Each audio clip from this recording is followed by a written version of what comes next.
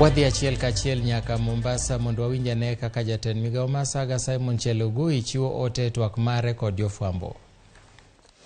No, that's not correct because the Hustler Fund is properly anchored through the BFM Act, and we now the regulations that govern establishment of the Hustler Fund.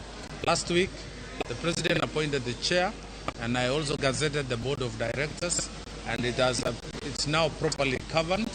We are using technology. I know many of those asking that question are still living in the analog age. We use digital means to deliver the Hustler Fund.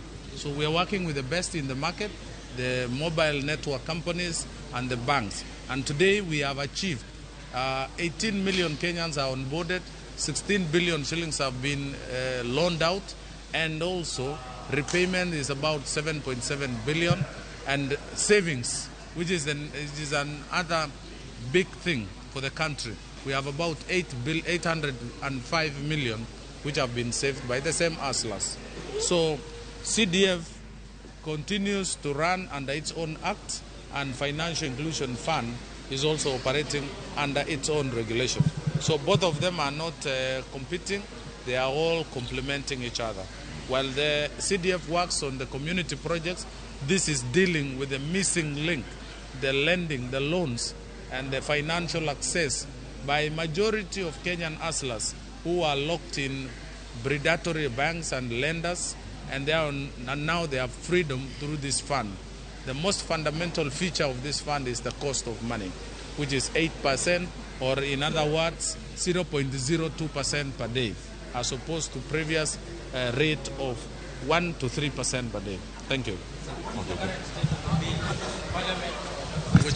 The bill was tabled before the last cabinet, the previous administration, and currently it's awaiting communication from cabinet to the Attorney General, the Honorable Attorney General, for onward transmission to the National Assembly.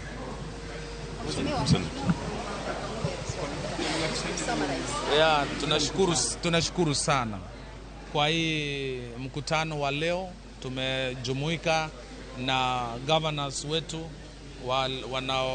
wako katika kamati ya kilimo na ushirika katika kamati ya Council of Governors, na leo tumezungumzia juu ya ile sheria mpya wa ushirika, na hapa kwa hiyo sheria mpya tunazungumzia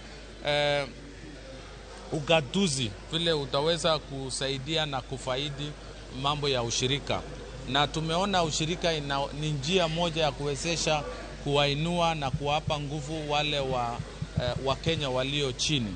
Tunaweza kusanya wale wanalima mboga, wanakusa kuku, wanafanya kazi ya kahawa ama chai, wale wafanya biashara ndogo ndogo, wote wanaweza pangwa kupitia ushirika, na tunaweza kuwatajirisha kupitia njia hiyo. Tumeona mashirika zetu nyingi sana tangu siku za liberalization, wengi walianguka, wengine walikufa, kama ile ya kahawa, kama ile ya maziwa. Lakini tukiangazia sasa ile vitu hii sheria mpya, tunaweza kurudi nyuma kidogo, tuweze kuangalia mahali tulikosea na tuanze kushughulikia mambo haya. Na Wakenya wengi wako kwa ukulima, Wakenya wengi wako kwa maushirika, lakini uongozi wake umekuwa na shida, na kwa sababu ya ukatuzi leo tumeona ni vizuri kukutana na Council of Governors ili tutafute njia moja ya kuwezesha ushirika iende mbele. Hapa nimepata hakikisho kutoka governors walio hapa, wawakilishi wale wengine, kwamba wakirudi nyumbani wataweza kuwaajiri maofisa wa ushirika katika kila ward.